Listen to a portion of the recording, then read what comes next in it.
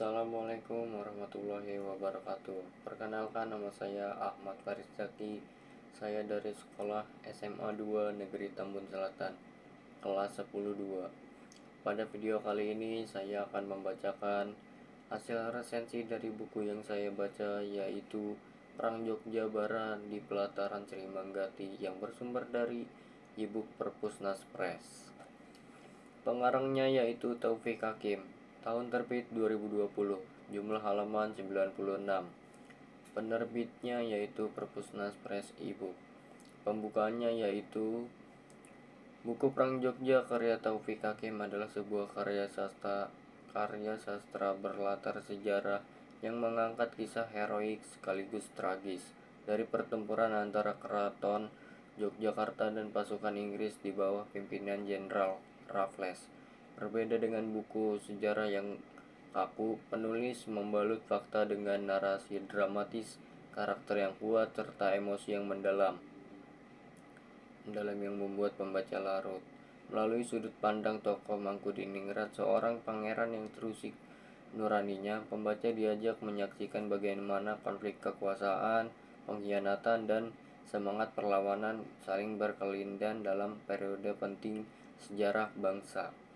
Isi penting dari buku Perang Jogja yaitu buku ini dibuka dengan penggambaran kehidupan Mangkudiningrat yang terasing bersama ayahnya, yaitu Sultan Sepuh, di benteng Fort Cornwallis.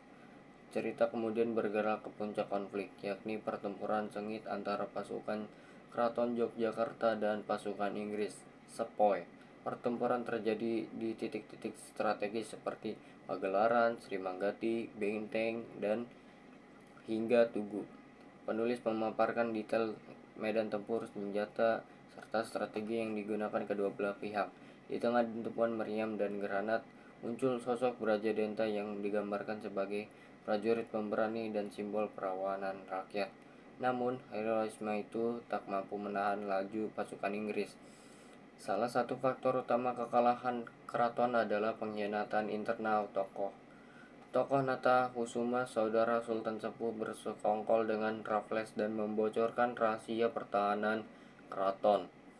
Betrayal ini menjadi momen kritis yang menyayat, sekaligus pelajaran pahit bahwa kekuatan eksternal sering kali memanfaatkan celah perpecahan internal. Kisah selanjutnya memaparkan penderitaan keluarga kerajaan pasca kekalahan. Sultan Sepuh dan keluarganya diasingkan dari satu tempat ke satu tempat lain, Semarang, Loji, Kebon, Batavia, hingga Penang. Mangkudiningrat mengalami kehancuran mental, digambarkan menangis seperti anak kecil, namun di dalam hatinya tumbuh bara perlawanan. Kontras dengan ayahnya yang pasrah namun tegar.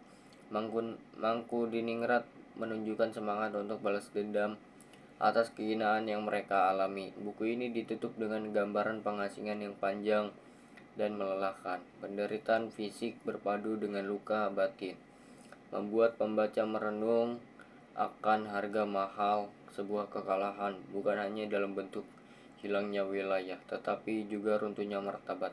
Penutupnya yaitu Perang Jogja bukan sekedar buku sejarah, tetapi sebuah kisah yang memadukan tragedi, pengkhianatan, dan keberanian. Taufik Hakim berhasil menghidupkan kembali fragmen penting sejarah Yogyakarta melalui tokoh-tokoh yang berlapis emosi. Pembaca bukan hanya mendapatkan pengetahuan tentang peristiwa sejarah, tetapi juga pelajaran moral tentang arti persatuan, harga diri, dan keberanian menghadapi penindasan. Kesimpulannya yaitu buku ini sangat direkomendasikan bagi pembaca yang menyukai cerita berlatar sejarah dengan sentuhan humanis. Meski memiliki kekurangan dalam pendalaman latar sejarah dan visualisasi, kekuatan narasi dan karakternya membuat layak dibaca oleh pelajar, pemerhati sejarah, dan siapapun yang ingin memahami sisi emosional dan dari perjuangan bangsa. Dengan membaca Perang Jogja, kita diingatkan bahwa sejarah bukan hanya tentang tanggal dan fakta, tetapi tentang manusia, pilihan, dan pengorbanan yang membentuk perjalanan bangsa. Sekian dari saya.